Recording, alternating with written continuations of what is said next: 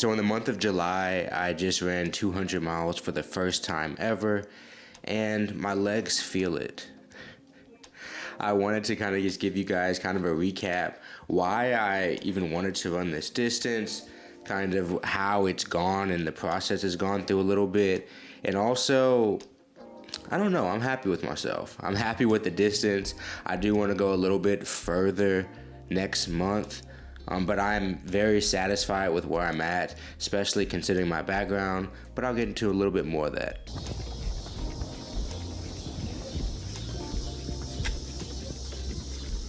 So the reason I'm so happy about the distance itself, regardless of pace, regardless of anything else, is just that I've already had 2 knee surgeries. And since I've had 2 knee surgeries before, I have really sensitive knees, and it's made a lot of my other joints kind of sensitive and stuff. But I realized this summer that none of that really matters. I realized that if I put in the work, if I find ways to get my legs stronger, if I find ways to get my joints stronger, I can take them as far as they can go, but we'll see how far they can go, I guess. And so I guess that leads me to the first part of the process, and I'm sorry, I usually been writing note cards, but this video I was kind of excited to make because I only realized yesterday that I was even getting close. I saw yesterday I was at 185, today I did 17 and a half, so I was able to get to the distance today, and I was like, damn, I feel decent about myself right now with this distance. I wish I could have gone a little bit faster. Nah, I'm actually happy with the pace that I did today. Yeah, I guess I'll start with where it started or why I was getting into it. I think that's what I was gonna say. But at the beginning of June, I ran the Chicago Half Marathon, and I simply wasn't satisfied with my time. I have some valid excuses for why I felt like I underperformed that day, but I simply just knew, regardless of whether I could have run a minute faster or something like that, which doesn't really matter at the end of the day, I realized that there were some strength things that I needed to work on.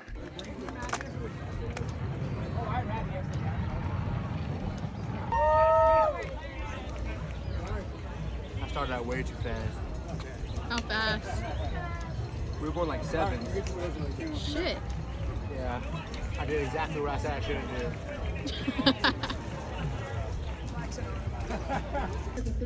Congratulations to all the runners and racers.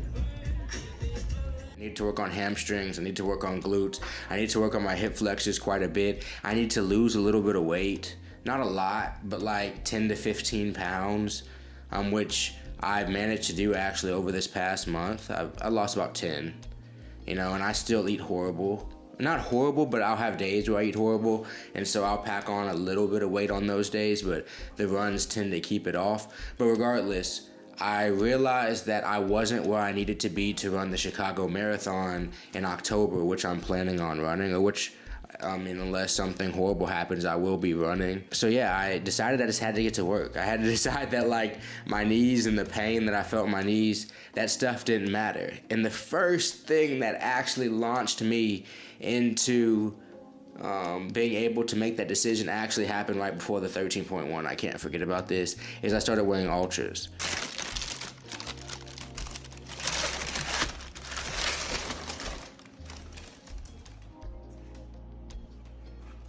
And I'm not saying this is perfect for everybody, but for my foot shape, I have a wider foot, but not completely wide. I went to Fleet Feet. I think they said I have a single E width. So double E is if you need an actual wide shoe. So a wide shoe is actually too wide for my foot, but my foot's too wide for the likes of a lot of shoes. So with that being said, Ultra ended up being perfect for me, and I ran zero in there, zero drop. There's all this stuff. I'm not gonna really get into ultras right now in this video, but I ran in those shoes and they saved my knees just off rip.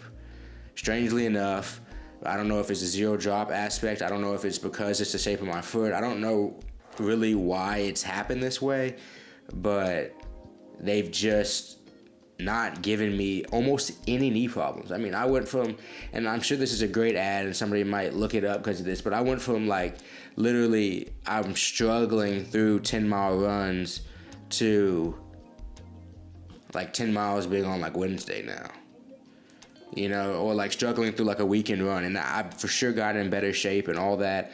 But if your joints hurt and my knees hurt and stuff like that, I simply can't do it. And don't get me wrong, I still have some knee pain. I still have some IT band pain. I still have some things that I need to strengthen, just quite simply. But I'm able to do it. Like I'm never have to stop on runs. It's nothing like that. So for sure there's fatigue after. I'm tired. I'm currently dehydrated, and this is giving me crazy cotton mouth too, actually.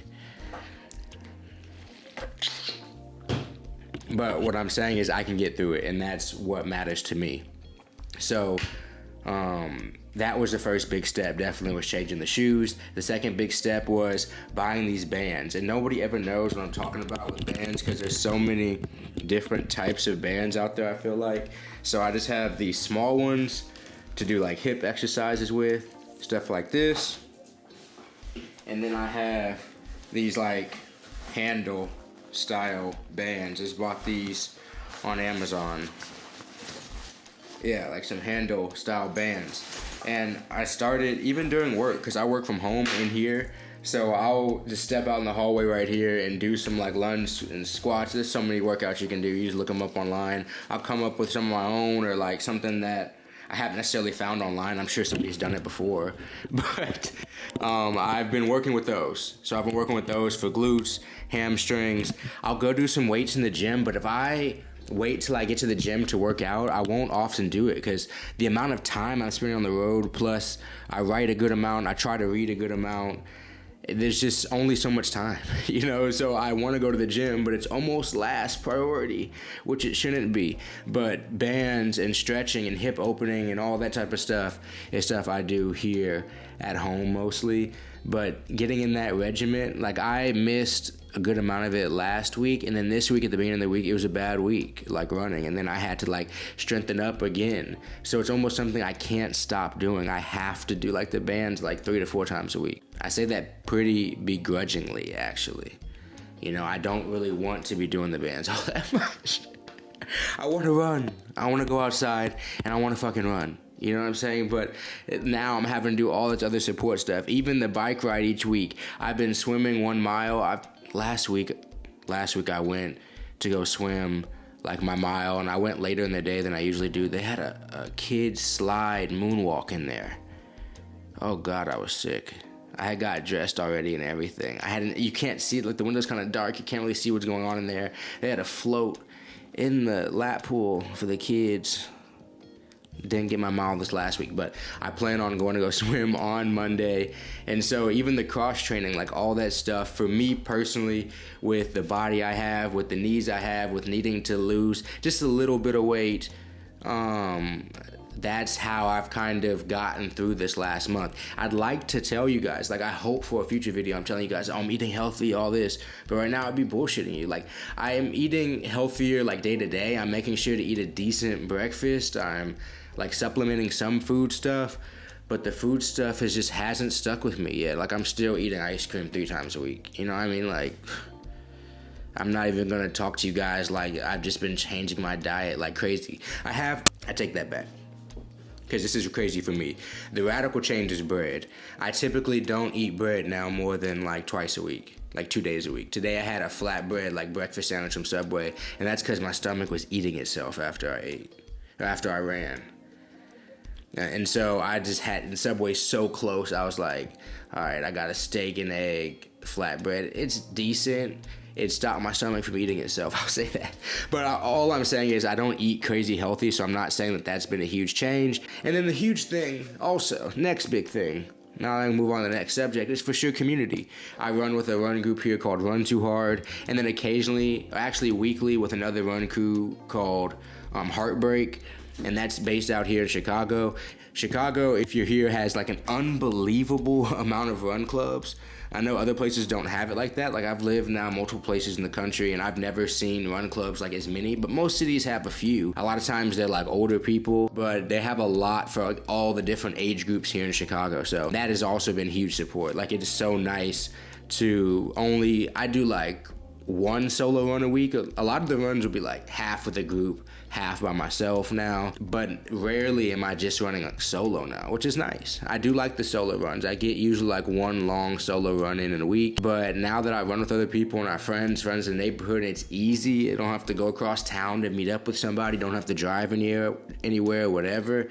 It is, it's nice to have a running community. It's nice to be with other people. And also out here in Chicago, if you don't know, if you're in Chicago, New York, LA, this is available. Not too many other places, but Nike hosts a lot of running events here. So I've been going to a lot of Nike sponsored events, and that's just fun. Nike will give you stuff. You get to run with Nike coaches, just try new stuff, get to go to different tracks or different parks, different, I don't know, it took us to Warehouse one time. So that's also helped me increase mileage. So that's a part of community. I mean, that's a cool incentive to run. I guess the next point I'll bring up is, and I'm jumping around here, but I have moved up to 3 pair of shoes now that are in my rotation, because I do, and this is going to be strange to a lot of people, but I run no socks. And so I just like to switch out, let shoes breathe, and the Ultra is literally just like a mesh top, the ones I have. The Rivera 2s and 3s, if you're curious, or if you're interested in the brand. This is not sponsored at all. They actually won't even repost a lot of my stuff on Instagram. Maybe I shouldn't have mentioned them in this video. But regardless, it's been a very cool experience, and adding another pair of shoes. It's fun buying shoes. I think that's why a lot of people like running. I wouldn't say that's my favorite part of running, but I know some people whose favorite part of running is buying shoes. Like, buying the new running shoes for the running season is like what is like the excitement behind it. And I get that. Getting a new pair of running shoes is nice, whether you get them in the mail, you go to the store and try them on, whatever. And I do suggest you guys go to a reputable dealer and get your foot sized and all that stuff. Like, I went to Fleet Feet. I don't know other options. I'm sure other cities have different options and stuff, but Fleet Feet's like a national provider of that.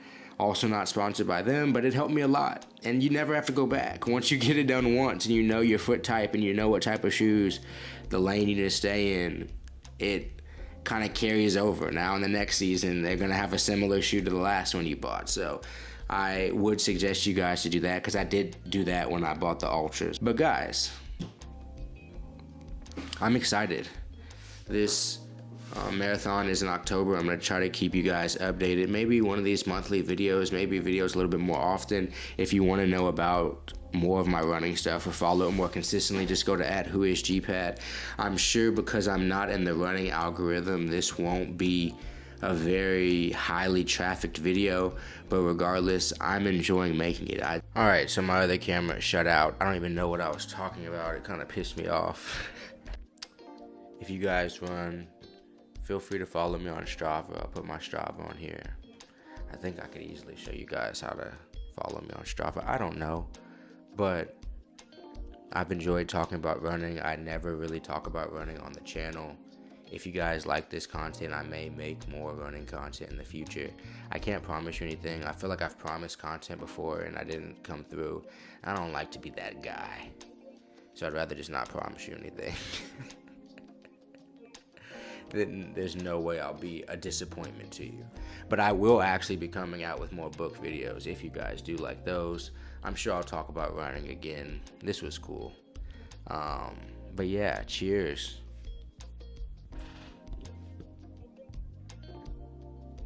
Cheers to 200 miles.